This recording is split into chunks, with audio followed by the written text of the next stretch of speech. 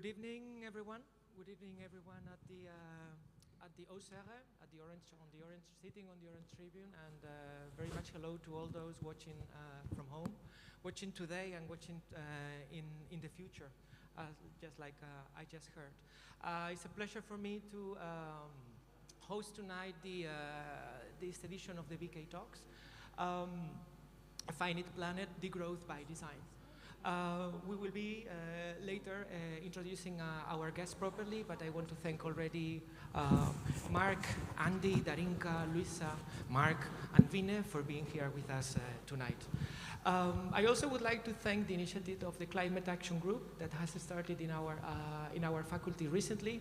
It's a group of students who took the initiative of starting writing letters.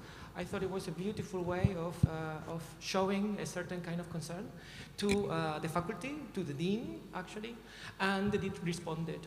And I think that in a way,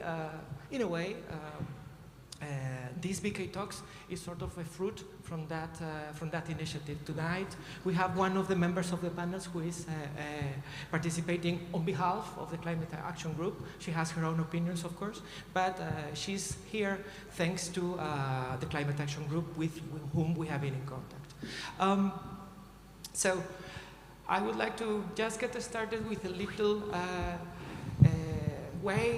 talk in which show what I have done with my students at the Y Factory, which is, let's say, my other hat. And I'm happy to show these few slides. There are many more than few, but it's like 100, but I am very quick, so do not worry. This is worked on, as I said, by my students in one of the latest studios that we realized. 1967, for the first time, we looked back at our planet from the outer space. Planet Earth is 4.5 billion years old, and needless to say, what the planet is like. We have different climate conditions, we have different species evolved. We have an incredibly rich planet which with full of complex systems and full of beauty. This is one of the ideas that also we integrated within the studio, instead of just looking at the technological side of what planet was like. Let's not forget about beauty either. And then very recently, in the age of the planet, humans appeared, and if you condense the Earth lifespan into 24 hours, what happens is that we have been on the Earth for 3 seconds only. But in 3 seconds, we have been able to achieve a lot, and maybe not so much, let's say. It depends on how you see it. We have migrated, we have densified. We also form complex systems that are not natural, that are artificial or human-made. And with them, we started influencing the natural world. And this is where we are here, I suppose. We built also vast networks, artificial ones, and we started mining our planet's richness to power them. And in less than 300 years, which is like a fraction of one of those seconds, we changed global temperatures. You all know about this. I know very well, but this is the reason why, in a way, we are here. In less than 100 years, we changed the balance of our oceans. In less than 50 years, we altered the very composition of the air we breathe. And with alteration came annihilation of entire areas. We polluted the land as well as the oceans. And with all the above, we began to lose richness, the richness I started talking about. And we also lost a lot of beauty in the way. So we could be losing more, Of course, you all know these kind of trends. They are really daunting and threatening, etc., etc. I don't want to go through this, but the prospects are not so positive, Let's say that some of the prospects are not really optimistic, and we need to work with that, and we need to let our students know that this is happening, because we are also losing a lot of beauty. Let's not forget that. So 3 seconds have passed, and in these 3 seconds, we move from the left cartographies to the right ones, to a certain kind of imbalance. And we wonder with our student what the 4th second should be like, What is next? What to do next? So this is what we are here tonight, to try to find solutions or alternatives, or talk about what that 4th second might be in the future. And for this, we read a lot. We try to look at experts and they see what they say, And these authors that we all know, they say that we don't seem to live on the same planet. A decision to do nothing is a decision to increase the risks of collapse. I know this is not really, how to say, the most optimistic thing to be talking about on a Thursday night when we could be maybe elsewhere at the Baupad, but we really need to address these challenges, no? So making peace with nature is defining the task of the 21st century. Every living being has inherent value, etc., etc. No? So we will try to look at all these biographies and then start exploring that a design-related exploration of states of symbiosis with the natural world. We have been doing that with our students for several years already. No?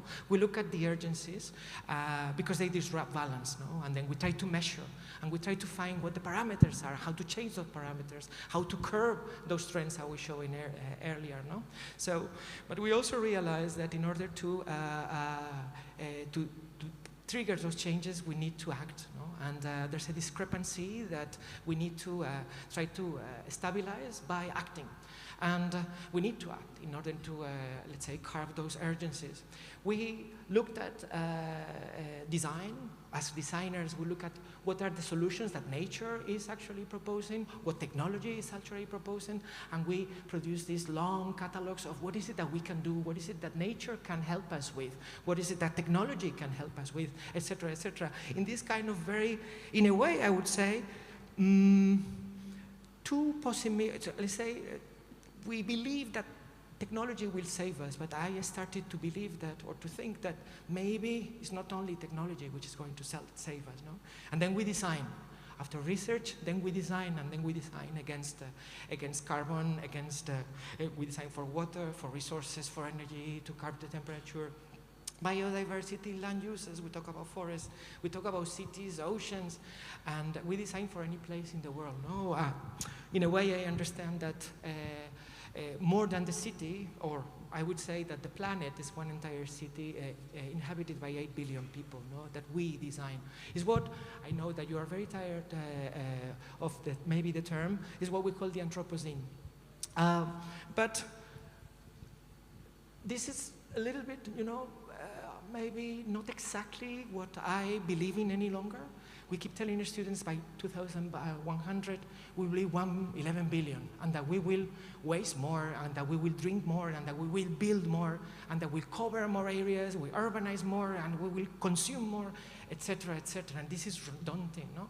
And then one wonders that maybe it's not possible to just imitate and work with nature, that maybe technology won't be enough, no? And Western starts realizing that out of those 11 billion people, not all of us do the same, no? And maybe the word Anthropocene, or the term Anthropocene, starts to be kind of an unfair term, I would call it. You all know these kind of diagrams. Actually, look where we are, or look where Luxembourg is, or look where Switzerland stands, no? And then in the end you realize that instead of the Anthropocene, we should maybe argue and discuss that we are, or climate change is actually caused by capitalism, no? And that instead of Anthropocene, we should be talking about a capitalocene. This is not a term that I coined. It's already there's already plenty of literature about that, no? So I want to leave it just like this, because this is more of a personal reflection as a teacher, in which I tell my students to believe in nature and to believe in technology, especially for the future. But maybe we really think, and we really need to revise the way we live, and revise our societies. In any case, I leave it up to Mark now. Mark is going to be the moderator tonight, and we hope that we have a nice conversation with our panelists today. That was just a reflection, and they have a lot more to say than what I just did. Thank you very much, Mark, and the floor is yours.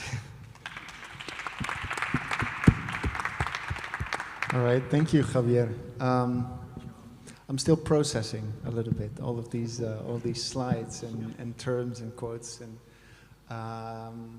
graphs that you showed me. It was a little overwhelming, but I guess that's the situation we find ourselves in. Thank you for inviting me to moderate this panel on degrowth as a concept and as potential constructive way of thinking about design. I'm definitely not an expert on degrowth, but I'm fascinated by it. I'm also interested in it as something that we can use in the design world, in the built environment. I think it was for 2019. In 2019, I got to interview the curators for the Oslo Triennale at the time, and the theme for that year's event was enough, and then the architecture of degrowth. So that was the first time for me to actually get into this topic, and then ever since I've seen it, also in general media popping up much more. I think, for example, the architecture biennial in Rotterdam is more indirectly also dealing with the term without necessarily using it in its past editions.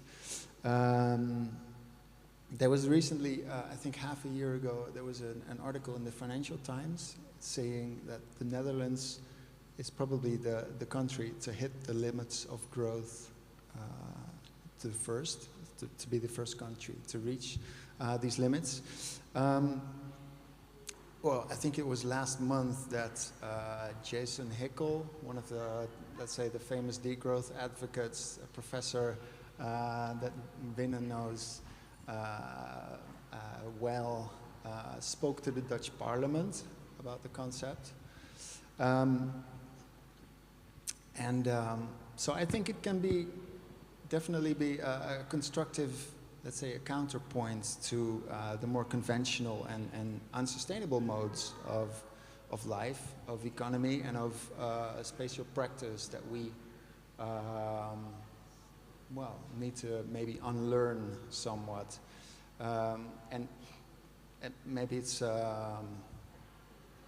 you know this probably, but this just as how Mark Fisher in his book Capitalist Realism says, it's easier to imagine the end of the world than the end of capitalism. Maybe related to that, can we imagine a world without economic growth? And these are some of the questions, or that's, let's say, the bigger question that we will explore today, and whether or not we should want that, but also what it means for the ways in which we live together, and what would be alternative values that would guide our activities, and also what would it mean for spatial production, and what types of spatial practice today could be like the precursors for a degrowth future. And are we going to protect, sustain, or regenerate this single and finite planet that we have by, engaging more in technological education, or by doing less of certain things, and also importantly, while we're here, what is it? What can an institution like this contribute to it? What's the type of education and research that feeds into this concept? So in order to explore these questions, we have a nicely curated panel of experts to help us get a grip on the concept and its footing in, or possible footing in spatial design. So what can you expect for tonight is I will quickly do a round of introductions, and then after that we're going to have a conversation about degrowth. It'll be thematically organized along 5 statements, and then we should be finished by 7:30. And before we get to these statements, before I forget, there's a mic over here, so if you would like to participate, ask questions, propose something, please just walk up to the mic and I'll see you, and then you can say whatever you wish.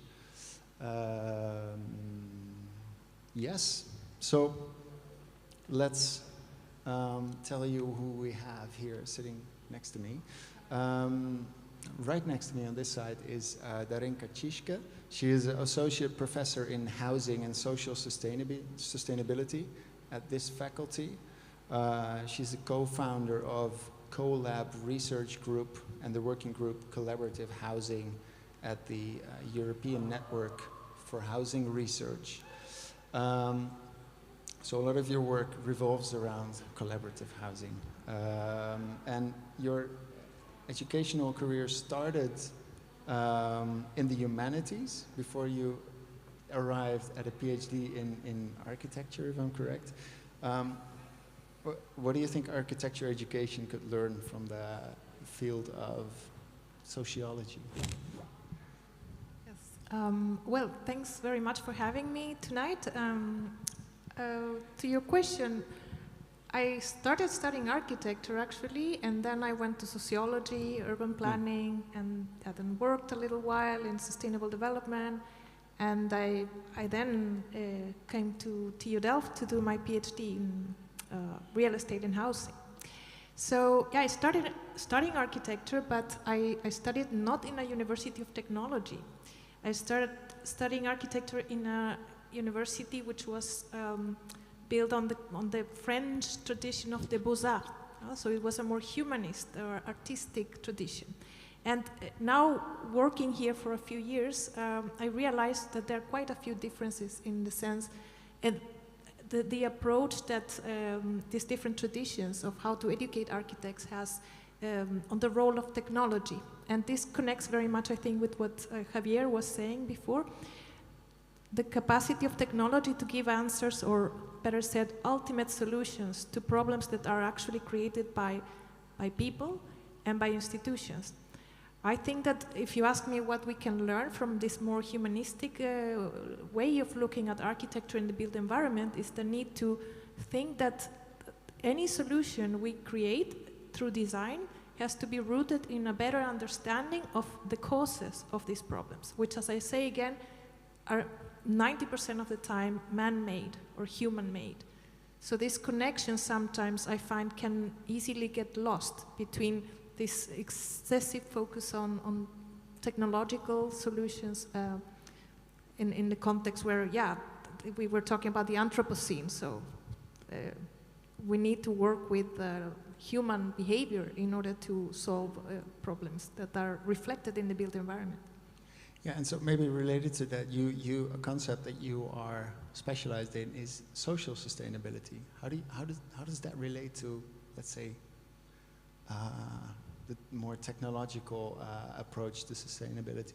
Well, for me, it follows very much from what I just said. I think there are lots of brilliant people in this faculty, in this university, and elsewhere who are finding great solutions which are based on technical aspects, on engineering, etc. But again, these solutions can only go a certain way when it comes to implementing them and having groups of people, individuals and organizations to implement them. So for me, it's very important to integrate that dimension. So what allows these very good design solutions to actually be adopted and to be successful.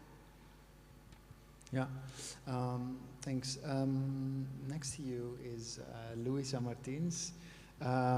Luisa, you are an architect and urban planner. And now you are studying here as well, doing a master's in architecture.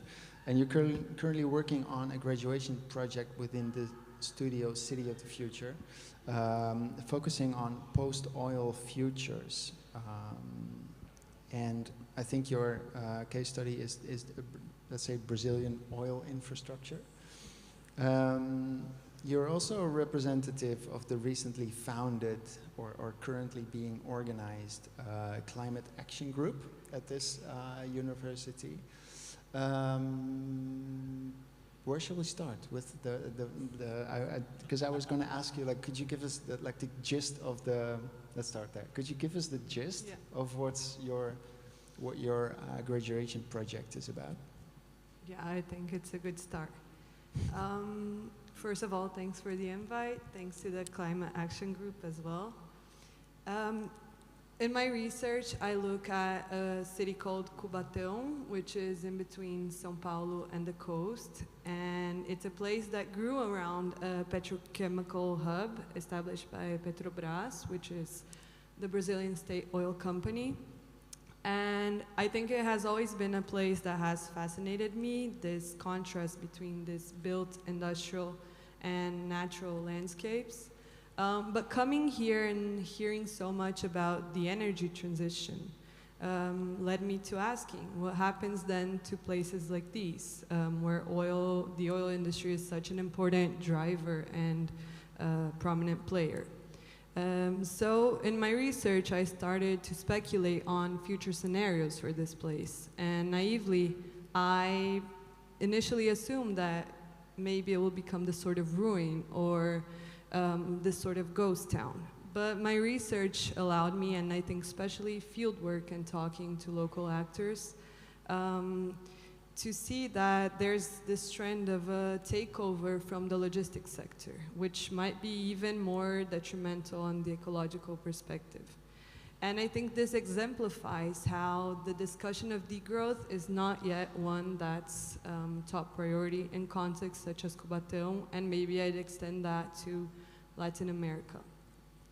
So with my research, I posit the need to start taking different approaches to designing futures like this. And I think an essential point is to reach out to situated bodies of knowledge, or understanding that there are other forms of creating and especially co-creating this future.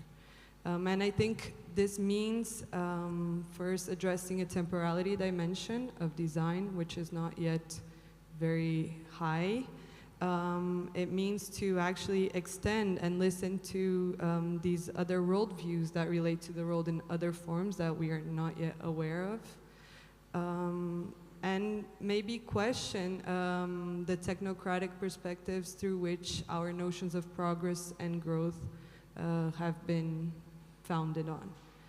So this is where I'm at, and I would say it's quite challenging, and it has been a process of learning, but I would say especially unlearning about the role of architecture in facing these moments of crisis and emergency.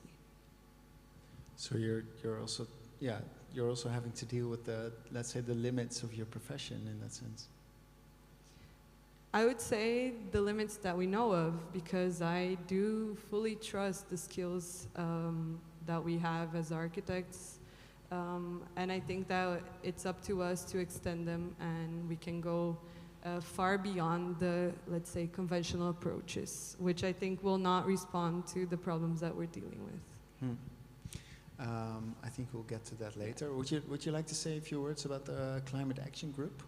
I think on behalf of them, I would extend the invitation for you to get to know them. They are, well, there's a QR code in the Stilo's office where you can join the group. I think it's still a mobilizing group, but it's very welcoming to hear or to new members. And great, okay, so sign up. And let's move all the way to that side where we have Mark Nelen sitting. Mark is, well, a TU Delft graduate, actually. You graduated at this faculty before it was in this building. You are a co-founder of Stad in de Maak, City in the Making, which is a project, I would say, that deals with the commons and with alternative ways of living and working together. Mark works on community-led housing and other cooperative initiatives across Europe. And with Anna Jokic, he leads Stealth Unlimited. And they work on future fiction, spatial intervention, and the politics of possibility. We'll get to that later. But first, I think I would like to call you an architect activist, if you'll allow me. And I think you're maybe even more working on designing systems than designing spaces, even though you've also done that, of course. But if we would stick to that, what would you like the students at this university, at this technical university, to learn or to unlearn? Well, getting framed like that, where should I start? I think we are obviously at the end of, let's say, an arc of history, and let's say an end of the world as we know it. And I think the interesting thing is there that we're also at the, let's say, the end of a future as we know, or as would make sense to us. We are basically coming into uncharted terrain. You know, like climate runaway, planetary overshoot, all these things, we've seen it just now. Maybe two things I wanted to respond in response to this question of learning and unlearning. One thing I would say is keep your eyes open and look at the voices from our generation with a lot of suspicion, because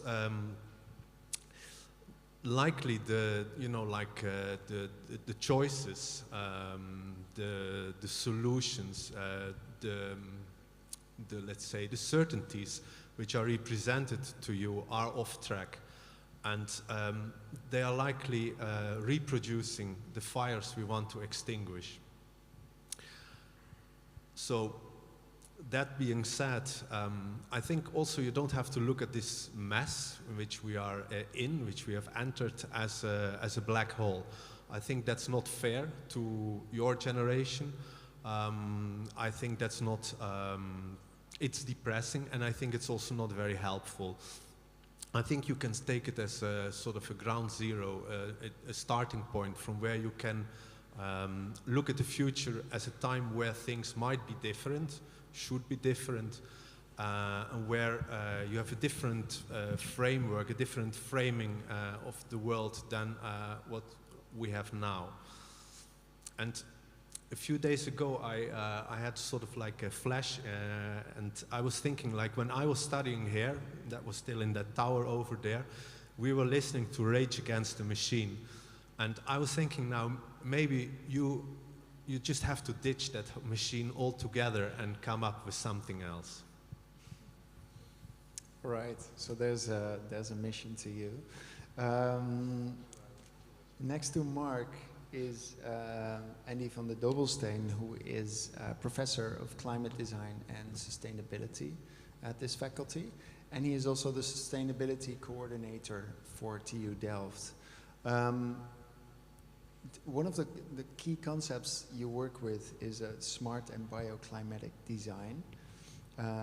Could you, in a nutshell, say how this could contribute to like smaller footprints for the built environment? Yeah, of course. First, I want to say actually that the lecture, the very short lecture that Javier gave here, should actually be compulsory in every course at the beginning, I think. People should be aware of that, and then not getting 5 minutes, but getting 45 minutes to explain all the graphs we saw. I think it's really important that people are aware of this.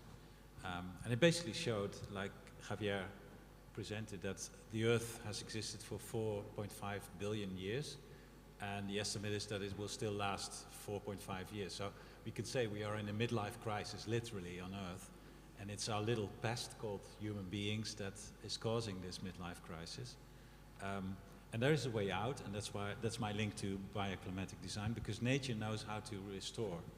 And we can see that, for instance, in the ancient cities of the Mayans and the Incas, within a few centuries they got overgrown and became biodiverse new nature areas. So nature knows how to restore, maybe not with all the species that originally were there, but it will come back. And the problem is that we as humans have grown detached from nature, and we need to find a way back again. We need to learn from nature again. And bioclimatic design is basically designing in such a way that you use the local circumstances, the underground, the ecology, the climate, the species that are already there, and the sun, how it revolves around the site, that you use those in the design of your building without even considering technology yet. It's just being smart about what is there. And I think if we even try to learn more from nature, not by biomimicry necessarily, because that is mimicking also some outside features of nature, but really trying to mimic the principles of nature. I call that biomimetic design, into new solutions. Then I think we can be regenerative, because that's, I think, the goal that we should go for. Not just being sustainable, but being regenerative. Yeah. So the smart in bio in smart and bioclimatic design is a bit deceiving, because I was thinking about the smart city. No. It's nothing to do basically with technology or AI or anything. It can be, but not necessarily. It's more that bioclimatic design is solely using the local circumstances in design, but adding the word smart to it can also translate it into technical principles that can be more efficient and more effective. So I think nature, I think, is still smarter than we are as human beings, considering nature as something separate for human beings. But the way our body works is also much smarter than our buildings function. So I think being smart about those principles could make us a species that actually regenerates the earth again. Yeah, interesting. I also hear you say that we, as designers, we should situate ourselves as being part of the ecosystems that we design in or for or with. Yep. And then next to me is Winne van Woerden. Winne is a program lead for Degrowth and Care Economy at Commons Network, which is a political think tank for the social and ecological transition. She's also the author of Living Well on a Finite Planet, with the subtitle of saying Building a Caring World Beyond Growth, that you can download through the Commons Network. And I thought that was a fitting, I mean, the title is completely fitting what we're trying to explore today, of course. So Winne is the degrowth specialist here tonight. But you have a master's degree in global health, which I find fascinating. So could you please briefly explain what a global health professional is good at? I didn't expect that question. Yeah, first of all, of course, thanks again for inviting me. It's great to be here. Never been, or I've been in Delft only once, which is like way too long ago, so it's great to be in this building as well.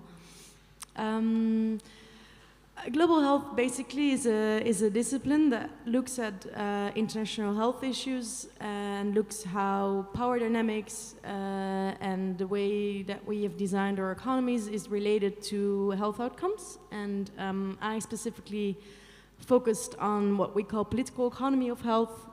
So that is basically also focusing on these kind of the structural causes of things like climate-induced health inequalities and related issues. So basically, I guess that interest in global health and development issues from a more structural, political, economic perspective brought me also to post-growth and degrowth thinking, which is where I wrote my master's on basically that relationship between post-growth, degrowth, and global health.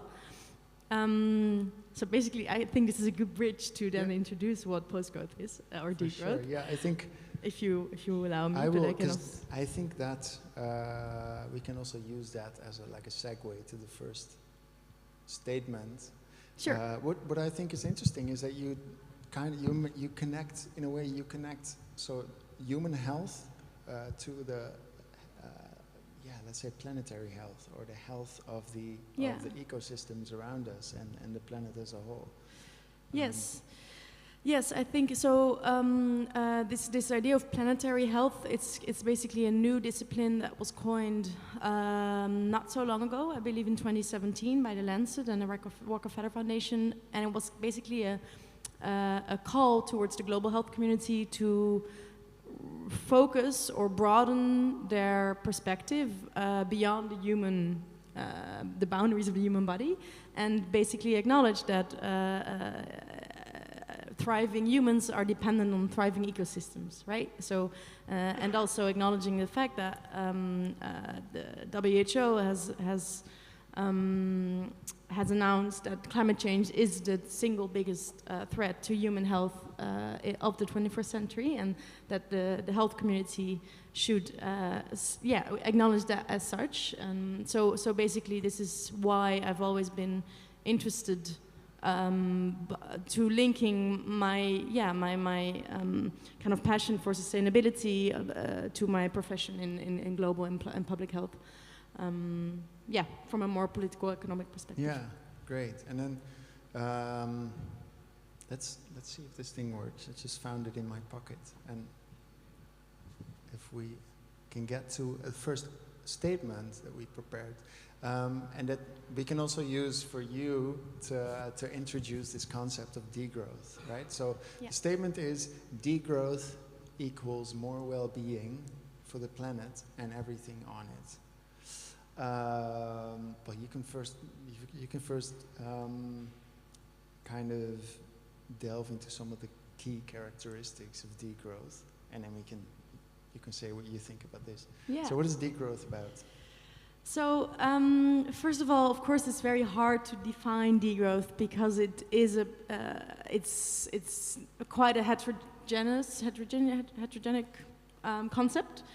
But it's commonly, I guess, people within a movement agree that you could define it as a planned and democratic downscaling of energy and resource use in rich countries, only in the global north, because those are the countries that are responsible for the ecological crisis, who are overshooting planetary boundaries, in order to reduce environmental pressures and increase human well-being while reducing inequality. So it has this kind of downscaling resource and energy use in rich countries while enhancing human well-being, reducing inequality, and lowering environmental pressures. Those kind of elements are always there, and it should be done in a democratic way. That's very important for the degrowth movement, and it's not a project of ecofascism, basically. So, and if you allow me, I would like to stress that degrowth has many misconceptions. Many people believe it to be about shrinking GDP, shrinking economic growth, which it is not. It is focused on shrinking resource and energy use because it's rooted in fields like ecological economics. Mm-hmm.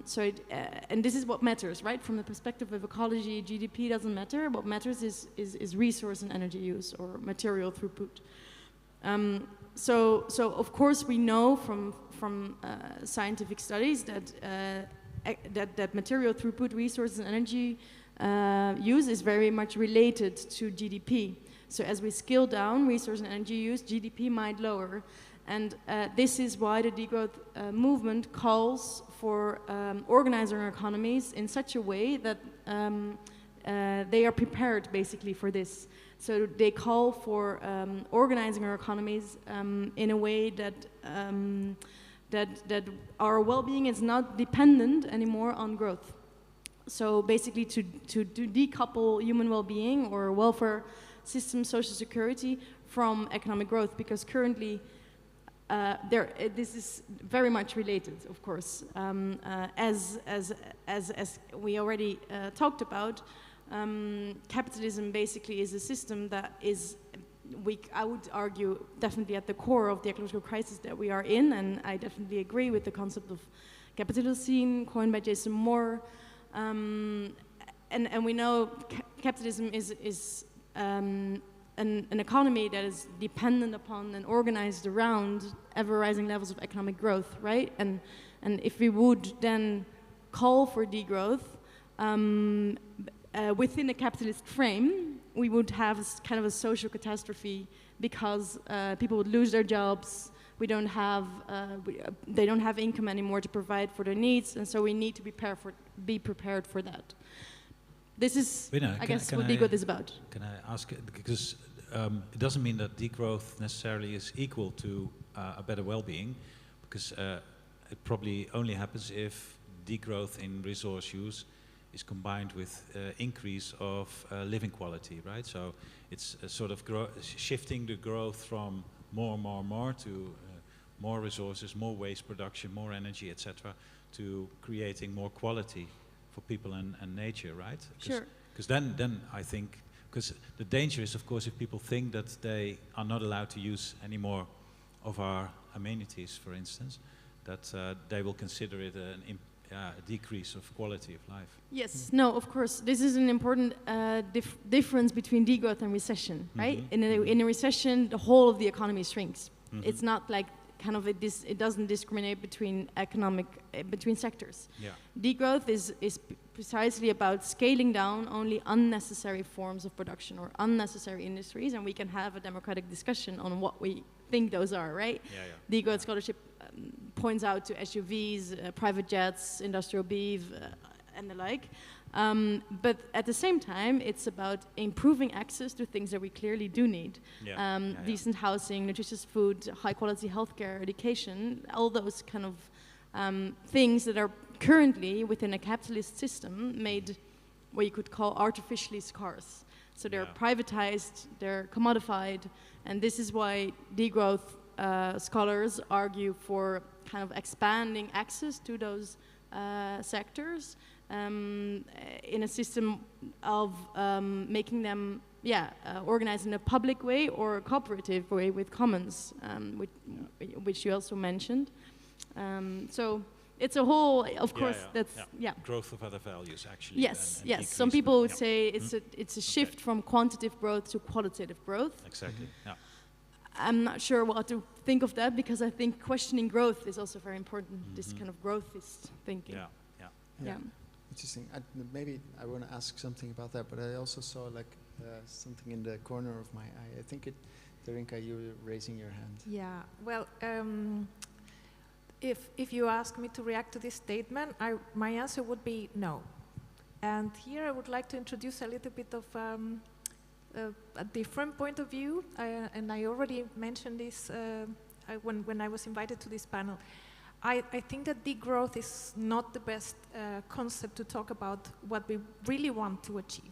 I have a critical stance on the use of degrowth to mean all the things that Vene was describing, to which I think we all agree we should be aiming for. Degrowth, in my opinion, is too focused on the growth, and it takes too long to explain to people in plain language what it means. It can cause a lot of misunderstandings, particularly if you take a global perspective, where there are countries, groups of people who really, really need to keep growing in order to achieve precisely what is there on the screen, well-being and everything, not only for the planet, but everything on it. So I find this a very difficult concept to promote, to be quite honest. And I think it's a pity, because everything that we want to achieve, that degrowth promoters stand behind, should find a better vehicle to really be convincing and attractive to the people who we need to change. In that sense, for me, for example, the concept of just transitions or just sustainability transitions is more appealing, just to give an example. Why? Because it really highlights the need to think in a balanced way about who needs to change. It also brings a more qualitative dimension, a more multi-dimensional aspect to different situations experienced by different groups of people around the world. And the fact that indeed, as Vinny also said, and even Jason Hickel, who is one of the main proponents of degrowth, they acknowledge that this is something that was created by the global north. So why are we supposed to ask people in the majority world, in the global south, to suddenly stop growing? But we don't. Well, we really don't. The problem is that degrowth doesn't convey that. When you engage in a global debate, you cannot be talking about degrowth to people who are facing extreme poverty. It just is unpalatable. I totally agree. You cannot sell it. I totally agree. I think this is clear in every degrowth literature that you read. Degrowth is targeted to rich countries within the global north in order to alleviate people in the global south from their forced role of cheap exporters of labor and resources towards the global north. It's precisely rooted in decolonial thinking. I think this is very important, actually, that degrowth it's a decolonial project, actually. Yeah, I would just add that, in fact, we talked about this before the panel, and in this week, in between, I tried to, let's say, survey the literature in Brazil or in Latin America about degrowth. And I found it symptomatic that it is not yet so much of a big discussion. And in fact, we don't have a Portuguese, or correct me if I'm wrong, a Spanish word for it. We use, and it sounds completely, we use degrowth, which is the English word still. And I think, from my perspective, it's a bit scary. I'm afraid of it repeating the past. And I think we have been conducted through development process, through growth processes that are very much dictated by what is happening in the global north. So I think that, and I agree with you when I say there is, let's say, a responsibility placed on one side, but I think that as a transition discourse, it needs to be co-created. So it's not about one side does it and the other side follows. This is not what, and I think this is exactly the failure of all development models so far, right? Yes, I totally agree. And I think degrowth is actually a reaction to this. If you look at the relationship between development thinking and degrowth authors, they problematize like the current growth as development project, right? That like steered by rich countries and opposed on the south. Definitely, I really think that. And I agree with you that degrowth is an English word because it comes from European countries, and the reason I think for that is because it is focused also on rich countries, because those are the problem if you look at the ecological crisis, and those are the former colonized countries who have imposed a development model on countries in the south. Yeah. So I think degrowth scholars would definitely all agree with what you just said on why we should be wary of a project that would come from rich countries imposed on poorer countries, definitely. So it's rooted basically in concepts like buen vivir in Latin America. A lot of degrowth literature mentions buen vivir as a model that we should learn from in order to basically prevent a project of epistemological violence, indeed, like you said. I have maybe just one last point to add. That's okay. I think that it's important, and again, I'm not saying that I'm for or against it, but the North has developed at the cost of the South. Yes. Is the North gonna degrow at the cost of the South? And I think that with discourses such as sustainability or a green transition, what we see is that in fact there is a cleanup almost on site, and all of the bad externalities are pushed outwards, and guess where they end up? Yes. In the south. So I think this is, let's say, a warning point there too, and that I think we still have to see how it will unfold, right? Yeah. So we kind of Mark, can I add something? Yeah, for sure. We kind of morphed into the second statement already. Like degrowth is first of all responsibility for the minority world. Mark, you have been waiting for a while to say something. Yeah, I actually don't have an issue with degrowth. Maybe I wouldn't use the term exactly like that, but the concept behind it I think is very clear. You cannot have limitless or infinite growth on a finite planet. I think it's very simple. So I think that if we call that degrowth or post-growth or whatever else we call it, it's pretty straightforward, and it would be a condition in which both the planet and all on that planet would be less exhausted, less abrasively touched. And I think for me there is not much of a difficulty in that. Mark said that I'm one of the members of City in the Making in Rotterdam. It's a collective which is looking at a different way of living, of working, contemporary commons, thinking about or working on a future beyond labor.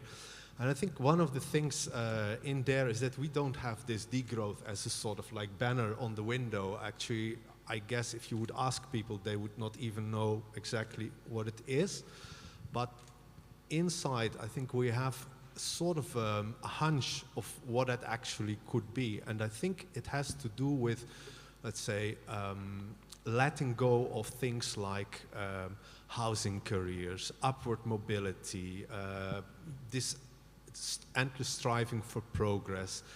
And that in itself could create, or what we see, creates more robust, more supportive communities, different ways of living, things which we before couldn't imagine yet. And in that sense, I think it definitely enhances the well-being, even if we don't call it, let's say, on the front door, degrowth, but in reality we are doing something in line with that. So let's say from our experience, I can say we see that positive outcome of it. And could you be, now that we ended up at Stad in de Maak, could you become a little bit more precise and say something about what you're doing there, and this because you also dropped the term commons, which is another maybe related thing, but yeah, I'll try to keep it short. What is it about? Yeah, what it is about is basically it's a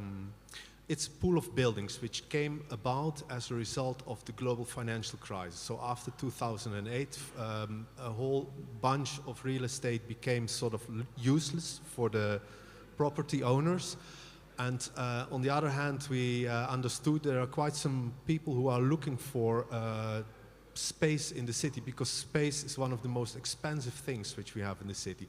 So you have this weird situation that you have like property which is like standing empty because the owner doesn't know what to do with it in this post-2008 situation, and there is huge demand for it. So we started to work with these buildings, and we started to open the doors for people who, let's say, are rejected by the housing market as it is, or don't, let's say, don't fit in because their economic situation doesn't allow them, or who don't want to fit in because they are looking for a different way of living, co-living, relating to each other. So we started to work with that. Right now there are 4 buildings with multiple apartments, and there are in Vlaardingen also 65 apartments. So it's quite a pool of buildings.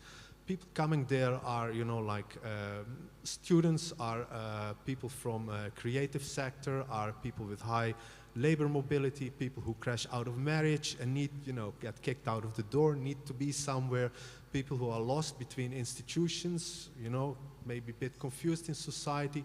A lot of, you know, like freelancers. So it's a very diverse group of people. One thing, you spoke about commons, one thing which we decided to do is, because space is so scarce and expensive and difficult to get to in our cities, is to try to make 1/3 of the space a common space, so which is like available to the community and governed by the community of these buildings. That sometimes works very well, sometimes it doesn't work very well. COVID obviously was a big bummer in this, but we have something boiling there. And it's a sort of a starting point. It's not the end, but it's a sort of a learning process there. Maybe that's enough. Yeah, because I would like to go a little bit deeper into collaborative or collective housing in just a few minutes. Because first I would like to kind of try to wrap up this second statement a little bit. Like, degrowth is first of all a responsibility for the minority world or developed countries. And because, yeah, asking you, Winne, because earlier when you talked about descaling, you said we should aim at descaling resource and energy use in, let's say, in this part of the world, and we should aim at descaling, downscaling, poverty in other parts of the world. Was that kind of how degrowth looks at global inequality? I wouldn't. The second part, of course. So of course, degrowth. So again, to emphasize, degrowth scholars focus on downscaling energy and resource use in rich countries, precisely because we have an unjust global economy, right? That is benefiting only a minority, a rich few, who are living predominantly here in the south, and at the expense of people here in the north, at the expense of people living in the global south. So, of course, the fact that people have developed, or countries have developed here at the expense of southern countries, shouldn't make us say that because we have this dependency, that if we should aim for a degrowth project here in the north, that this people working in sweatshops in Bangladesh, for example, would therefore lose their income. No, we should call for an economic system that is fair in the first place, right? So of course we need. So it's all related in that sense, that if we would then focus on degrowth policies that would downscale energy and resource use here in the north, this also comes with decolonizing international or global economic institutions like the World Bank and the IMF, and democratize them and make sure that people in the south have a fair place there. To decide basically their own development paths towards autonomy and sufficiency and all the things that we share, I think. So for me, the project of decolonization in the south requires degrowth in the north because of this dependency. And I think this is, what many degrowth scholars argue as well. Andy was raising his hand, so please. Yeah, would you like to respond? I was just wondering. It sounds a little bit black and white, right? So the developed north and the lagging south. What about the economies that are largely growing at the moment, like in India and in China? Maybe China can be called part of the rich world now, but India is still catching up. And what would be your message to that country? Because degrowth then, I think, is maybe a step too far for that country. So should we just let them go as they are, or? Well, I think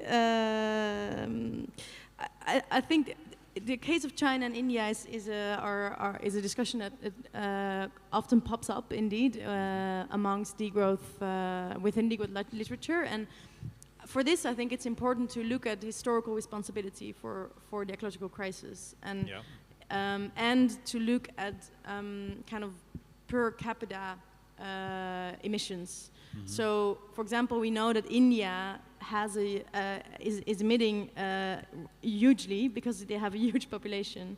Yeah. If you look at per capita emissions, per capita is not high. No, yes, it's way lower than European and U.S. citizens, for example. So I think it's Chinese emission per capita is highest in the world at the moment.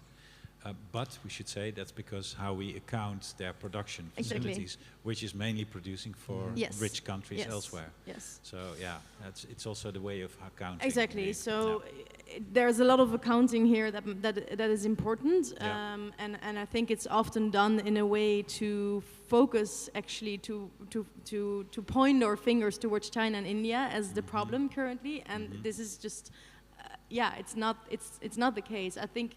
Of course, we shouldn't be naive that these countries are growing massively, but it is definitely the problem of the ecological crisis is created by capitalism as a system that has benefited certain countries which are former colonizers, and so it's those who have to take that responsibility. Consumption, Yeah. Louisa, I had the sense that you wanted to respond. I think that what's essential to me in the discussion of degrowth is that it shouldn't be seen through, let's say, a dualistic perspective. Because I think so far development, underdevelopment, or super developed have been seen, and this will always put this notion that the global south needs to reach up to the global north. Mm-hmm. And I think if I were to say from my perspective, my country, I wish that we never do. It's about a different path. So adding to what you said, I think we need to overcome this idea of the North as the almost knowledge bearer or the scientific paradigm, and the South as a mine, as a resource. And you mentioned Buen Vivir, and I think there's so much that we can grasp from communality, reparation, care that is essential or inherent to Latin America. And well, I'm saying from what I know, but I'm sure there are other examples. And this needs to be part of this decolonizing framework. So I agree that institutions, economics, this needs to happen, but especially the way that we go about knowledge production. Science is not what we know of, right? Yes, I completely agree with you, definitely. And for me, this is what sparked my interest in degrowth, because I studied global development, global health, and so the first book I read on degrowth is called Post-Development in the Pluriverse. Yes, I love that book. Right. So this is definitely, I totally agree with you. It's just, and I really worry that many people have so many misconceptions about degrowth because it's focused on rich countries. And so it would be, like you say, kind of a project imposed by rich countries on the global Then maybe world. Can I ask how you see post-development and degrowth? Because both they're allies, very much. And how do you see them? Where is the contrast between them? So could perhaps, you please define also yes. Post-development? And well, who I think you're more of an expert here, but so post-development is basically a field that that calls for a different way of looking at development, arguing that we should aim for many worlds, many worldviews, and a pluriverse of world visions, and that every country should have the autonomy and the ability to decide their own development path for themselves, and that there's no such thing as development that is that the rich countries have reached some level of development that all the other countries in the world should strive for as well, right? Like you said. So post-development basically says, like post-growth, we should get rid of this idea of development as something that exists as a driving force. As a driving force, yes.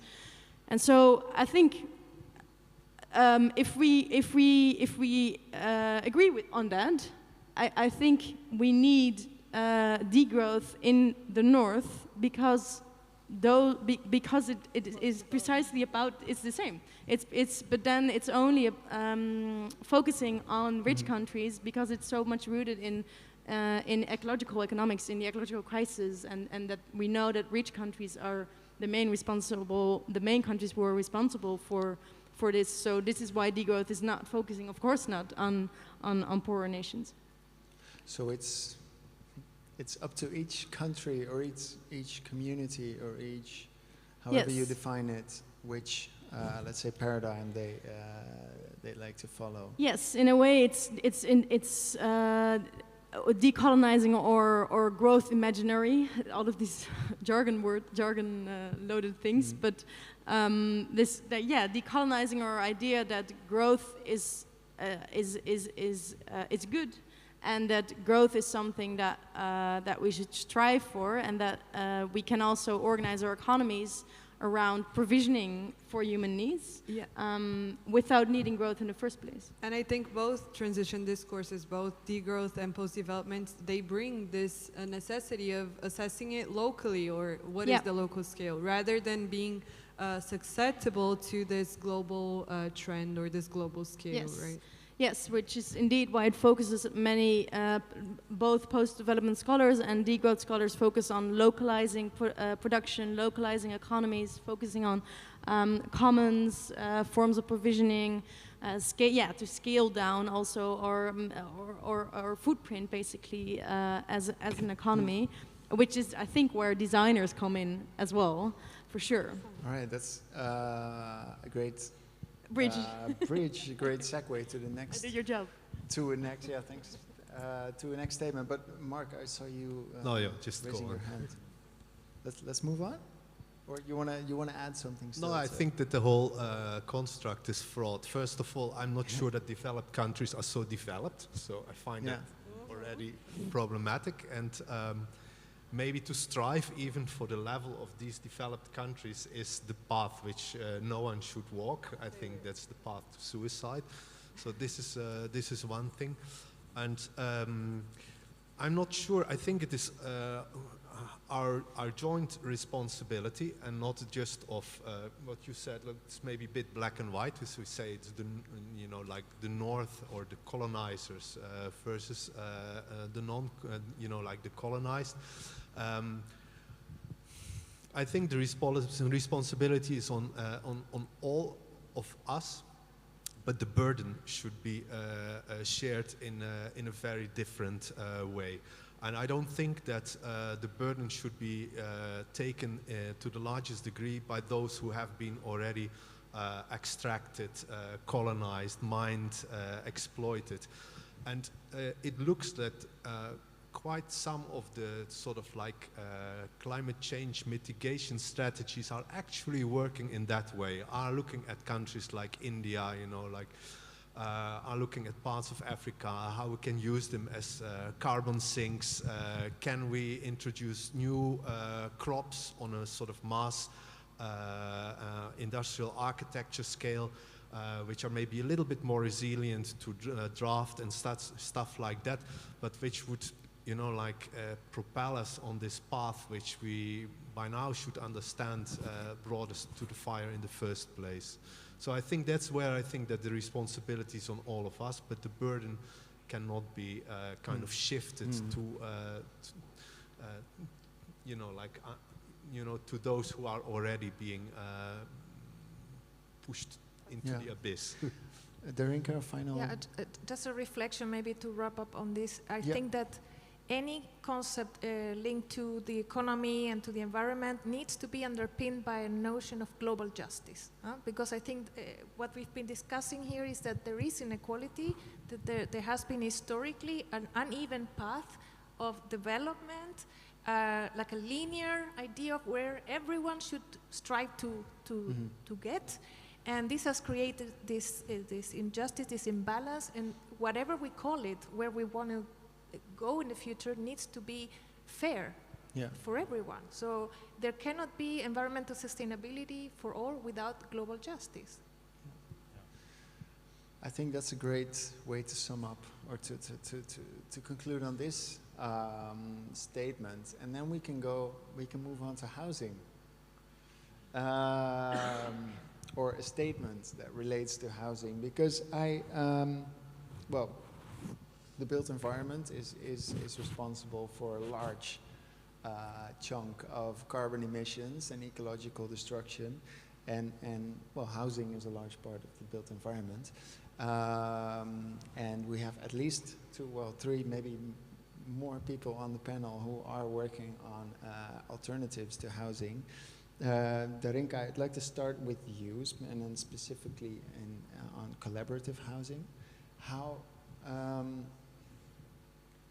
does collaborative housing, as far as you are familiar with the degrowth concept, carry some of these degrowth qualities? Well, indeed, for those of you who are not familiar with what we mean with collaborative housing, is basically a term that includes a wide variety of models of collective self-organized and self-managed housing projects. We have co-housing, cooperatives, community land trusts. There's many models across the world. And what we see in the last 20 years or so is a revival of interest of people to live like this and to co-create their housing. Now, the motivations that drive these people to do so range from very idealistic to quite pragmatic and everything in between. And indeed, environmental sustainability, put very broadly, is one of the main motivations. I'm talking about research that we've conducted in this field, myself, my research group, and also a network of scholars across Europe working on this topic. And, well, if you look at it, we have produced some papers about it with some literature review. Terms that feature repeatedly in case studies of these projects are ecofeminism, for example, degrowth, sustainable lifestyles, post-capitalist economies, and sustainability more generically, environmental behavior. So what you see is that a lot of people today are extremely concerned about the planet, about their children's future, and they want to do something concretely, not just talk, let's say, not just complain. They also do that. Many of them are really vocal and they are politically active and so on, but they feel that they also can contribute by self-building, self-development, or redevelopment, a place where they can put these principles into practice. So when you look at the let's say, end of the spectrum from light sustainability to deep sustainability, as I would call it, you have people who go off-grid, for instance, and they start permaculture-based projects, they do eco-villages. They have been sometimes criticized also because they say, well, you live in your little green bubble, but what about, you know, all the rest? You need a car to commute there anyhow. So there's, you know, a lot of debate about actually, what is the evidence that tell us these ways of living are more sustainable than the alternative? The alternative being mainstream housing, conventional housing. So I would say that while there is evidence that a lot of it is quite advanced in terms of, for instance, systems of sharing resources, reducing individual footprint, and so on, we still need evidence, solid evidence on aggregate patterns of behavior.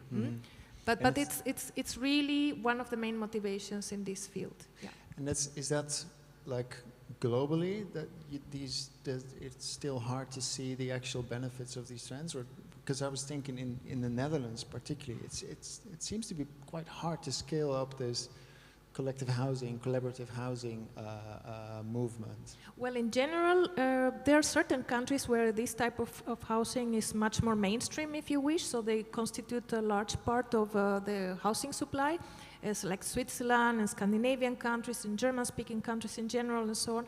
But there are countries, unfortunately, like the Netherlands, where we are still lagging behind. But this has to do with the historical ways in which the Netherlands has decided to provide housing, right? However, I think that there are a lot of good examples, and they are growing, of people themselves, citizen collectives, who are they're really producing amazing experiences of self-organization and building circular projects and highly energy efficient projects and so on. Everyone has their own, let's say, focus or flavor, but we see a lot of energy put into it, and I really hope that the government can help the sector to flourish, because this is also something I want to emphasize, that beyond the scale, that of course it goes low and there's still, small numbers.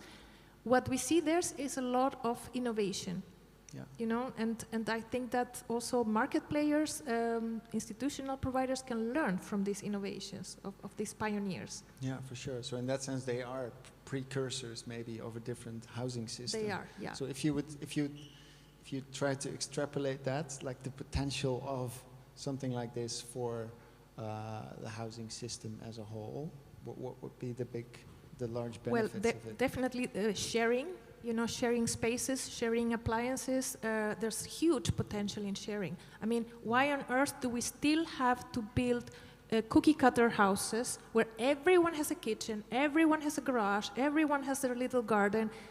I mean, it's absurd, you know, it's really unnecessary. Everyone has their washing machine. A washing machine and so on. So if you visit these co-housing projects, cooperatives, you know, they have a number of appliances, like common kitchens, common laundry, etc., which they share in a very rational way, and it works very well. And on the whole, if you calculate the footprint of a whole block, for instance, they are much more sustainable than the standard way of living. So I really don't understand why governments are not looking at this as the future. Because there are clear power and interests at play. Because, sorry? Because there are clear power dynamics and corporate interests of that work against this logic. Yeah, and I think you mentioned sharing a dishwasher, sharing appliances, but I would extend this idea of commoning to other things less maybe tangible, energy, heating systems, or this replicated infrastructure that we have and that is perhaps unnecessary. Recently I was in a class and more focused on building technology, and we learned that in row houses, everyone has their own heat pump. Yeah. And they are maybe 20 meters apart, and this is absolutely insane. That this is... yeah, this fits into this whole individualized or privatized sense of, well, of society, but also of the housing market, the housing career that is very, very much, you know, part of an identity. And but that's something that could be cheaper if you share a heat pump system with other homeowners, like I do, for instance. It's much more cheaper and efficient because all these heat pumps use electricity. Yeah. They all switch on at the same moment or in different moments, and it could be really coupled. So I don't really understand the statement, because I don't know if ownership is the key to being unsustainable and being unfair. There's always someone who owns a building. It could be a group, it could be a company, it could be an individual. But I think we should be much more into the sharing part, and because it's better for the environment and because it's also cheaper. If everyone wants to own a dishwasher, you need to buy a dishwasher, all of you, but you can also share because you only use it once every time. And how about, because you mentioned ecofeminism, and to me this also, but maybe I misunderstand, it also has to do with a form of emancipation, also beyond this privatized, let's say, or individualized unpaid labor. Well, the ecofeminism philosophy, well, basically combines a care for the planet, for the environment, and care for each other. So it's like the, let's say, archetypical attributes of the feminine, caring for others, brought to, I mean, from a small scale, let's say the family or your loved ones or your friends, your neighbors, to the planet, actually. So I think that's a very powerful metaphor in a way, you know. So we're caring for our future because we're caring for ourselves. Yeah. No, I was also thinking about these classical architectural history examples, like the Narkomfin building in Moscow, where the idea was to liberate also women, right, from household tasks. Yeah, that was the way many of the collective housing projects, co-housing projects in the 70s, they started, particularly in Scandinavia. It was a way to allow women more time, more freedom to participate in the labor market, because obviously if you live as part of a community, you can easily distribute the tasks amongst everyone, man, woman, old, young, and therefore the woman of the house doesn't have to be stuck in the kitchen. But I think we've moved on a little bit from the...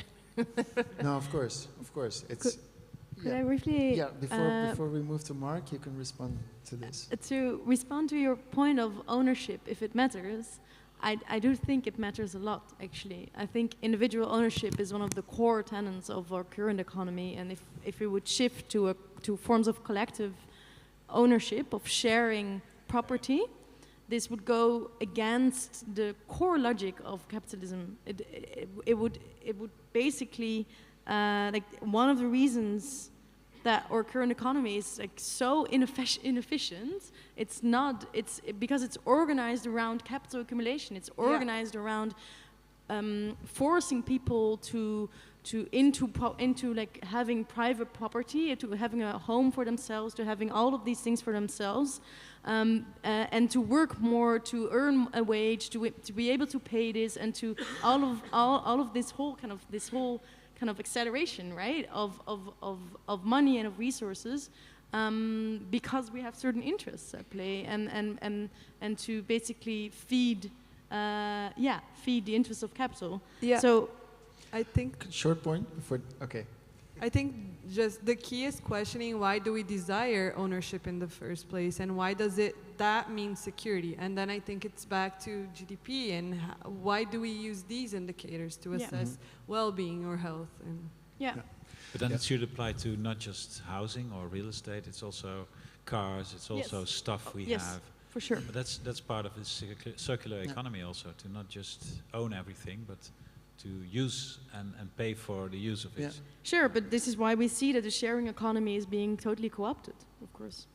Sure, I would also not entirely ditch this statement, but I would start somewhere else, and that's actually not with the ownership of real estate, but the ownership of land. And there we actually should speak about property, because that's the legal title to land. Land is very problematic to be owned, I think. You know, land is not something which is produced, unless we are in Amsterdam, in IJ, or here in Rotterdam, outside of the harbor. But for the rest, land was just there, so it can only be grabbed and claimed and bordered off.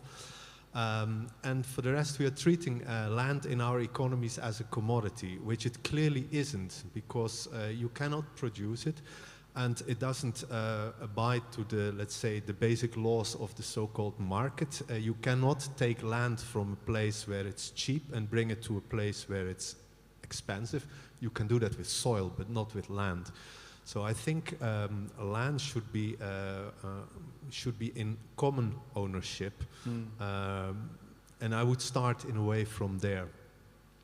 Maybe about this real estate, I would think like maybe inheriting real estate could be one of the things which we would make excessively difficult or taxed.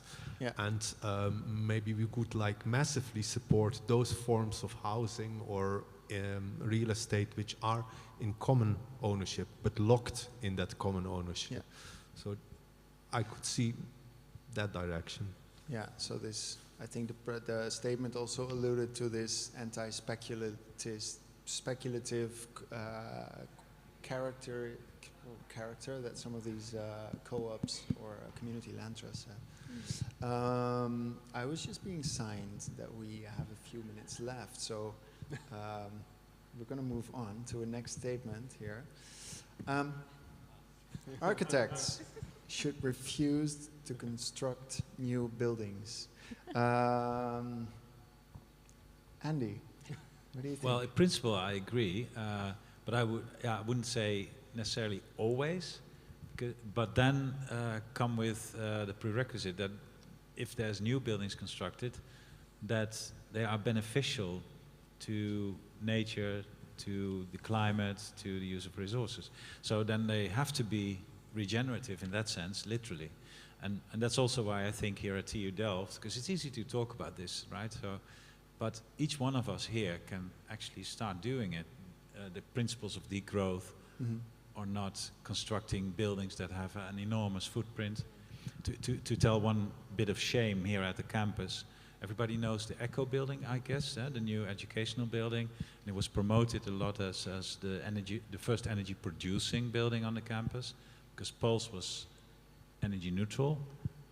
But do you know how much carbon the construction of that building has cost?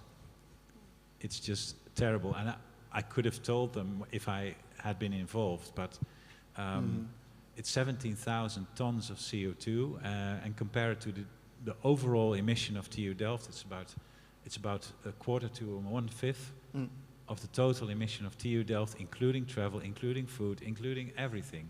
And so I think we should tell architects just to come up with buildings that have zero negative impact, and preferably positive impact. But this is an interesting point that you're making, and I think this the perspective on this is slightly shifting, right? Because you talk about the difference between operational emissions and construction or the production, productional emissions. Exactly. The assignment is much easier if you don't build a new building, but use an old one. Yeah. And then what you do to it is bio-based material use and adding nature, adding biodiversity, rather than just taking away. Yeah. Yeah, But I would say that I think first you begin by asking, do we really need to build it? Sure. That's, I think, the first question. And then if we do really need to build it, how do we build it? And this is not only about material sourcing, but about energy. You talked about operational, but construction, carbon budget. And then also applying this idea of how does this building perform over time? Do you need to adapt it in the future? So, and this is what I think needs to be shifted a bit in our role as architects. We need to start implementing these as standard design protocols, and I don't think they are yet. So being able to account for material displacement, labor forms that are entailed in the construction, these should all be our responsibility, and I do believe that we can be skilled to do so, right? Yeah. So we can extend, because I think that this, like the whole life carbon analysis is becoming part of this, studios that students do here. But you can extend that even further, right?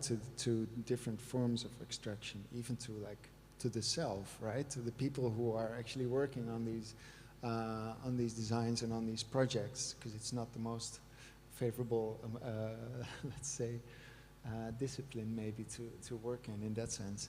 But maybe those are the sustainability goals of TU Delft. So becoming carbon neutral, becoming circular, becoming climate adaptive and biodiverse, and adding to quality of life, which also has a social component.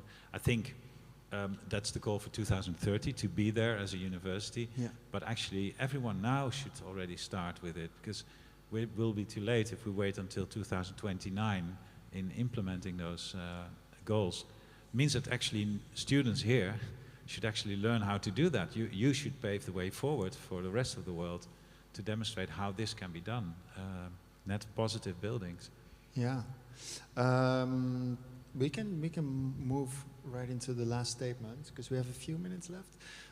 And also, if you want to respond, please step down to the mic, and we're happy to hear from you.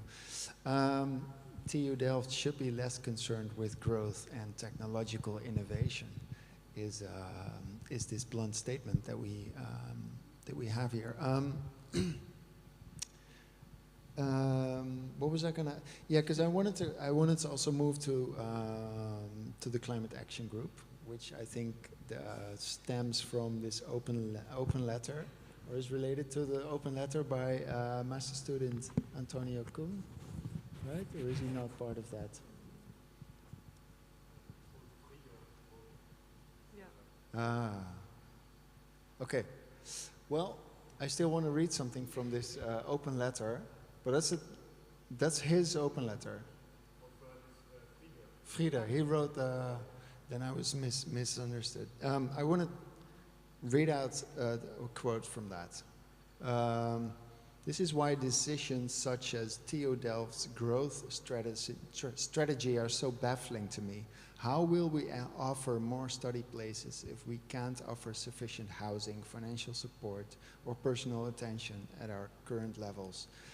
How is growth supposed to solve the problems of tomorrow if it'll worsen the problems of today? Students already have to sit on the stairs of the lecture halls to attend lessons, while professors report being overworked. If society really is screaming for engineers, why not invest more in resources for students to graduate on time? And then it continues, one sentence. Climate action is not only about eating less meat and taking more trains. It is also organizing our community for sustainable and affordable housing on campus, advocating for good working conditions for professors, researchers, and staff, and championing serious financial, educational, and mental health support for our peers. Andy, maybe you are the most institutional person on this panel.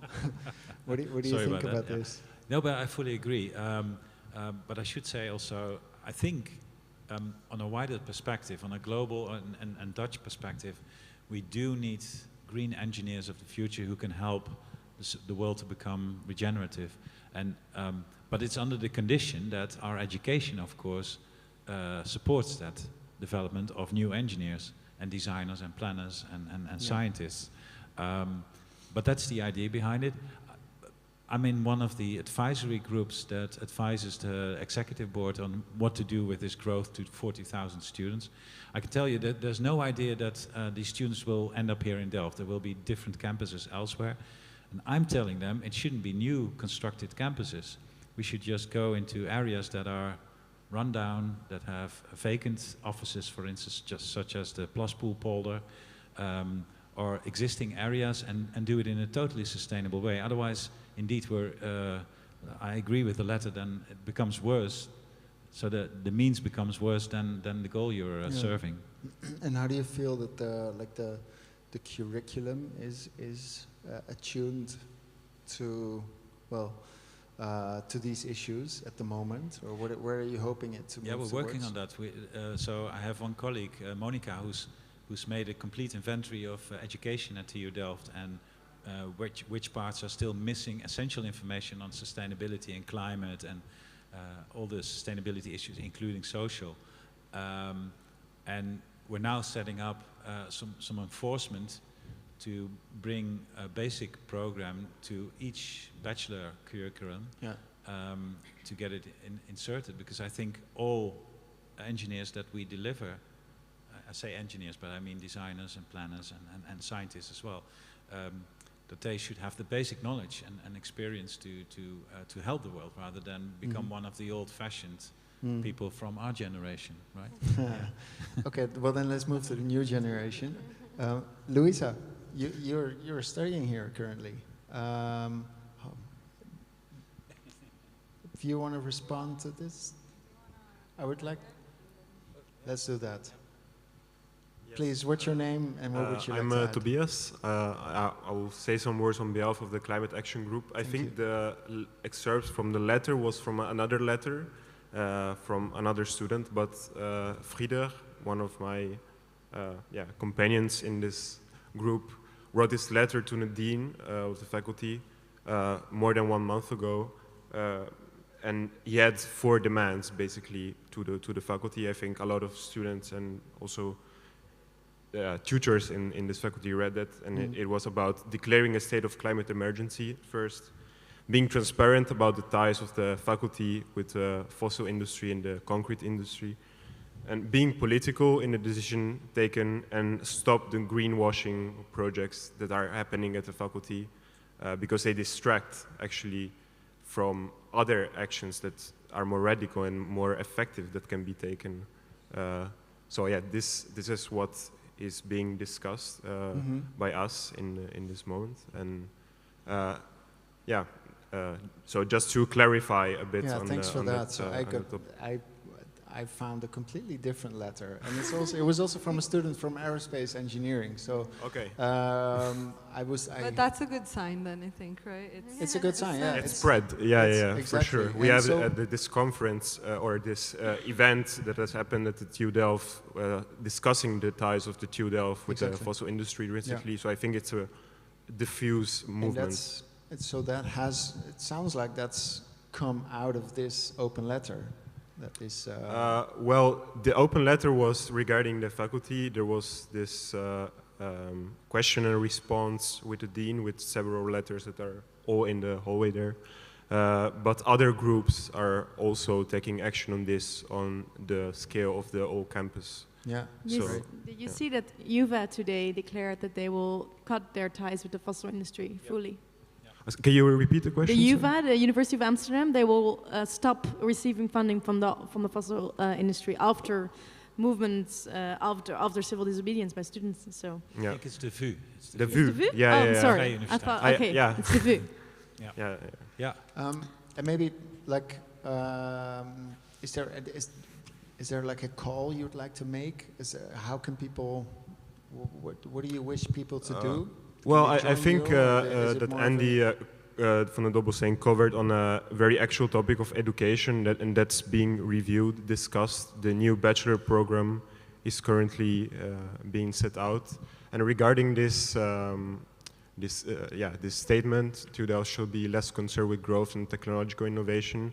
I think there's really a lot to do. I personally studied in the bachelor in this faculty, and I think that the discourse around the climate crisis has very often been limited also by the idea of compensating. Like, we can have this energy neutral or positive building, but there is a minus that you start with, and that is of extraction, that is of emission when building, and then of course you can always compensate after with producing energy with a really smart and technologically advanced system installed in the building. But you have to go to the root of it and really discuss. Maybe the last claim was really it sounded really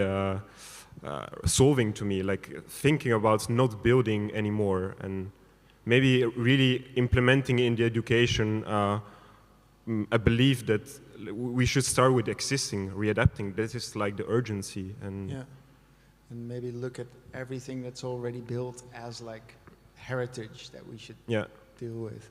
Thank you so much for contributing. Thank Louisa, you. I would also like to hear from you, because you are currently, let's say, consuming the curriculum. I think just to grasp onto one, I think as a technical university, the first thing that could be done here is to start questioning neutrality of technology.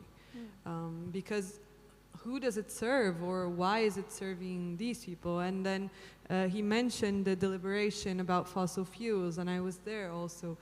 It's a tricky question, and I didn't know about this, so well, it's a bit surprising. Again, it's a technical university, but we do have a faculty here which is very much centered around humanities. And I think this is something I appreciate about the faculty, is that you can trail these different paths. But again, I don't think we can afford to make addressing the climate emergency a differential. In some studios and others, it's kind of a background thing. This is where we should begin. As he mentioned, we're talking about budgeting, energy, budgeting carbon. We're already very behind on the budget. So is it a compensation indeed, right? No, definitely, yeah. If I could just briefly, last week I was on another panel and where we discussed that at the current pace of, so of course we know we want to be carbon neutral by we want to receive net zero by 2050, right? And so basically, if we look at the efforts that the Netherlands is currently doing, we would be able to do that with, it would take us 200 years to reach net zero, and we would blow up our carbon budget by 7 times over.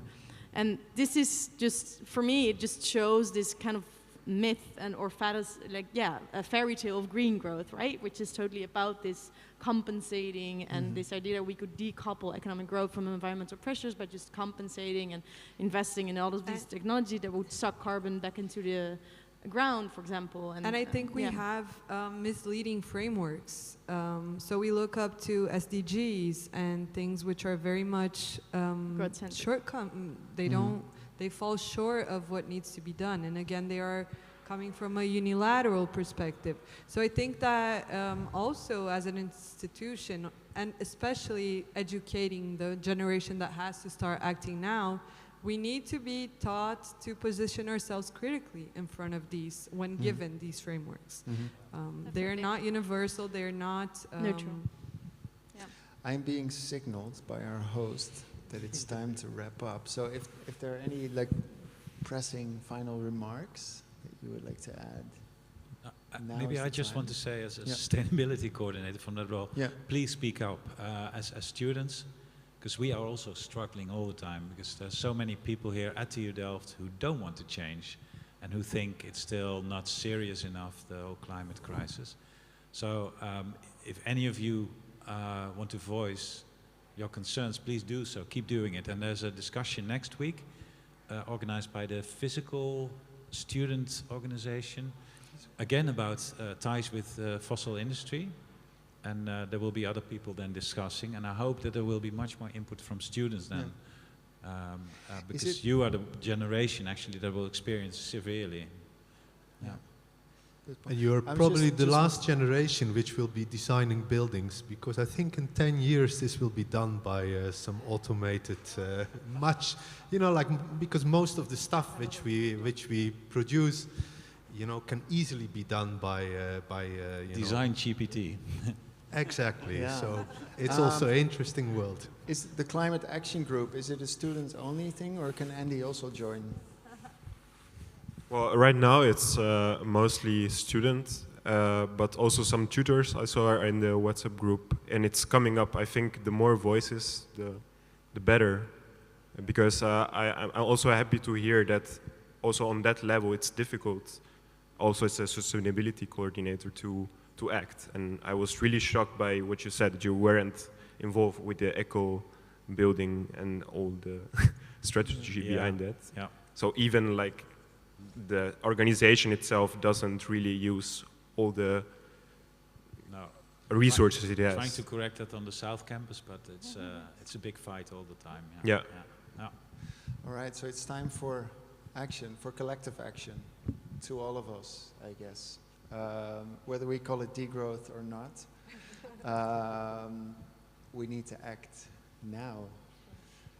Thanks a lot, Javier. It's up to you to wrap up. Yes, thank you very much. I wish we could go on, but time is time, and time is precious. We need to go. I really thank you for the super interesting and live conversation. We really appreciate that. And it could have gone on, so I guess the conversation needs to go on. We will have a design GPT BK talks very soon.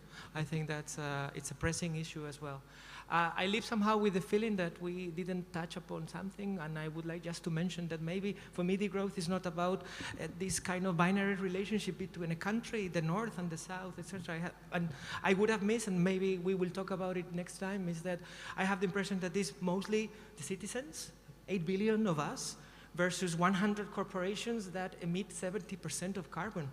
And maybe we should also try to look at that. There are very poor people here, and there are very rich people there. So I think it's also something we should finally discuss, be it Zara in Europe or Tata in India. You know, I think it's a little bit like that. Anyway, I have to say goodbye, and if this works, I will just introduce or talk to you about the next BK Talks happening on May 11th. We will try to teach you to copy comme il faut, copyright. So we will talk about design issues and copy issues. We want to copy the good way. So this is what we will be discussing. I'm joking a little bit about it. We will also talk about reactions, replicate, reproduce, etc., which is also a present topic, not only in architecture, urbanism, but in all aspects of creativity and design. So with those words, I thank you very much again, and see you on May 11th. Bye.